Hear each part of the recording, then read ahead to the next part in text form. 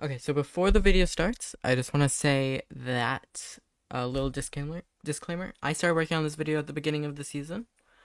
It has taken me the entire season to get this many clips, and I am really proud of it how it is. I would rather that I filled up the entire video of clips and every single tip had a clip. However, I don't want this to be out next season when it's not useful anymore.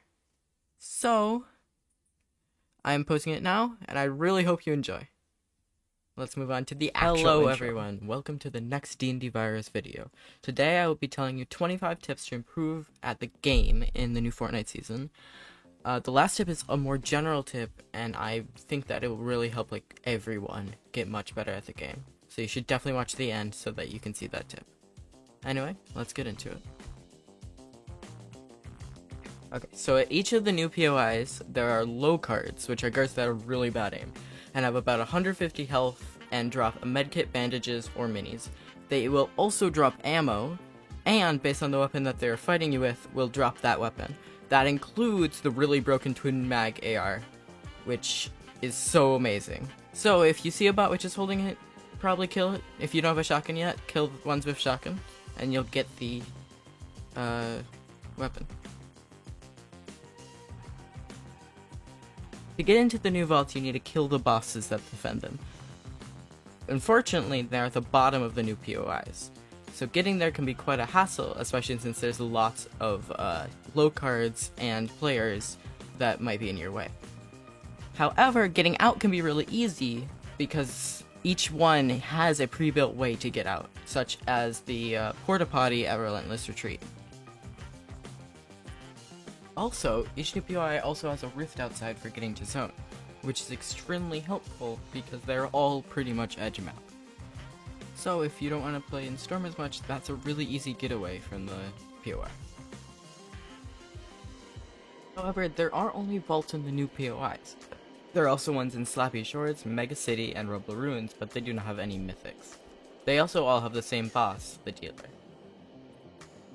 The next few tips are all about the new meta this season. To start, the best AR this season is the Twin Mag AR.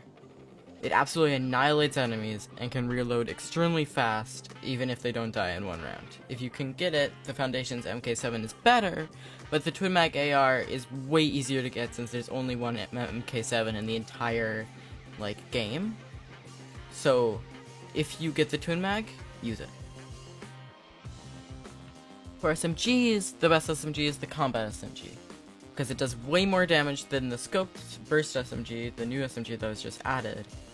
And also the Mythic Stinger SMG actually does less damage and has more recoil than a Golden Combat SMG, so you should always grab the Golden Combat SMG if you're keying. The best shotgun in the game right now is the Shark Tooth shotgun. However, if you include Mythics and Exotics, the Breacher shotgun and Kit Shard shotgun are also very good, as well as the Exotic Maven.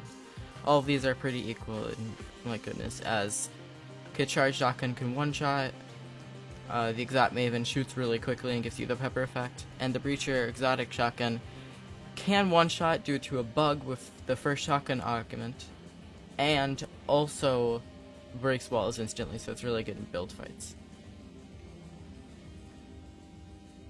For mobility, the only real mobility in competitive is the Rocket Round. There are also Crash Pad Juniors, but they're not really as good as Crash Pads, so don't really bother using them. Shockwaves and Shockwave launchers are not in competitive, so you can't use those. You really should only carry one weapon other than shotgun. For mobility, the only real mobility in competitive is the Rocket Round. There are also Crash Pad Juniors, but they're not really as good as Crash Pads, so don't really bother using them. Shockwaves and Shockwave launchers are not in competitive, so you can't use those. You really should only carry one weapon other than shotgun, a shotgun, a mobility, and some heals, unless you feel like carrying a briefcase turret, as they can be really overpowered. Speaking of briefcase turrets, using one near any of the new bosses without the boss seeing you will make the boss focus the turret. This usually gets rid of about half the boss's HP, and means that you can still defend yourself from enemies while still dealing damage to the boss and working your way towards the vault. Unlike the old vaults, the bosses in the new POIs no longer drop slurps. However, the bosses guarding the forecast towers do, as well as a golden twin mag AR. So, they can be a really good idea to go for if you are in need of slurps. After that, however, the caches are also really good to go for because they're not going to be as contested as the forecast towers because there will be 3 in a game instead of half of the total amount of teams. So going for the towers can be a really good idea, especially with the benefit of getting the forecast perk forever.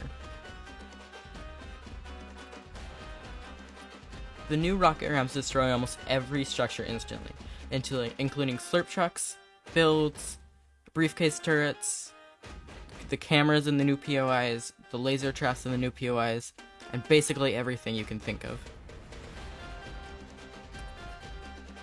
The old vaults aren't completely useless.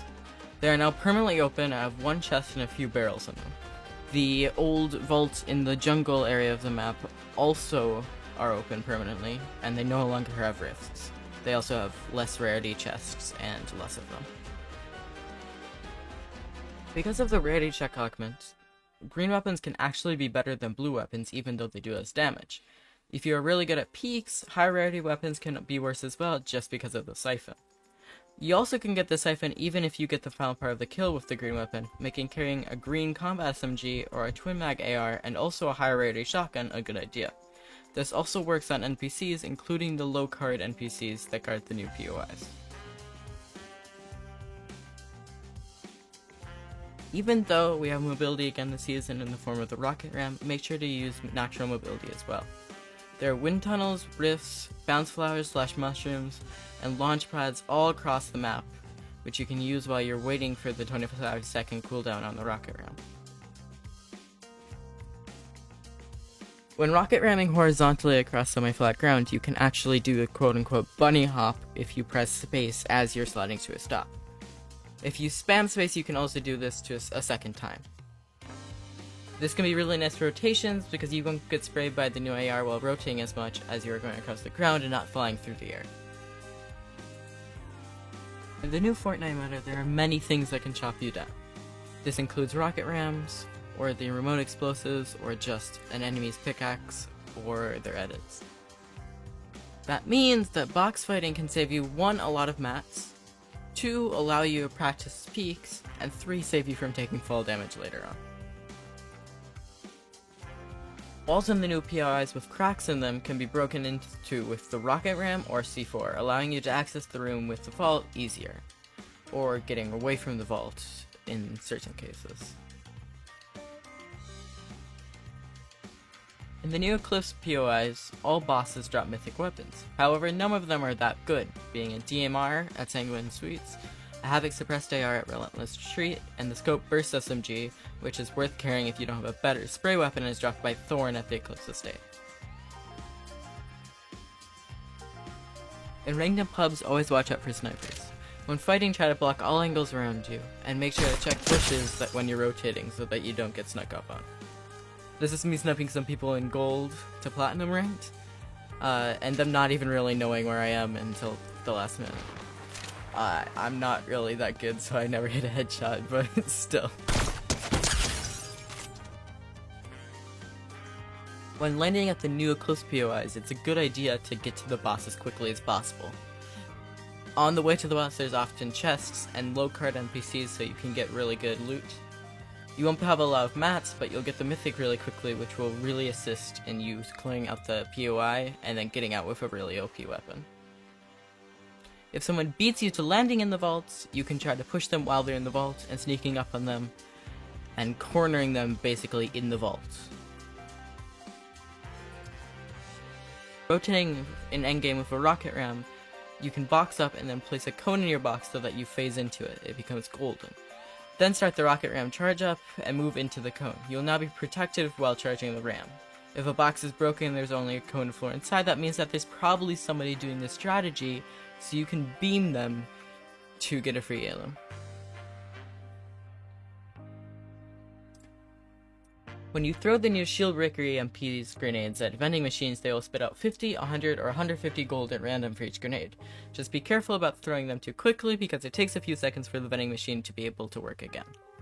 This can be really good and competitive because you only start with 50 gold, and you need 100 gold to reroll. You can also use the gold to buy stuff from the vending machine which you took it from. In ranked and pubs, the sticky grenade launchers are really OP, especially in team modes. They destroy all builds after exploding and are super annoying to play against. I honestly don't know how to deal with them, so I would recommend getting counterfire against the people using them so that they'll box up and stop targeting you. Rocket Rams have a really long cooldown of about 25 seconds.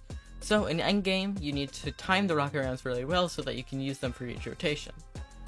However, if you have heals like Med Mist, Medkits, Floppers, Splashes, or Slurps, or anything that gives white health, you can take a bit of storm damage while waiting for your Rocket Ram to recharge.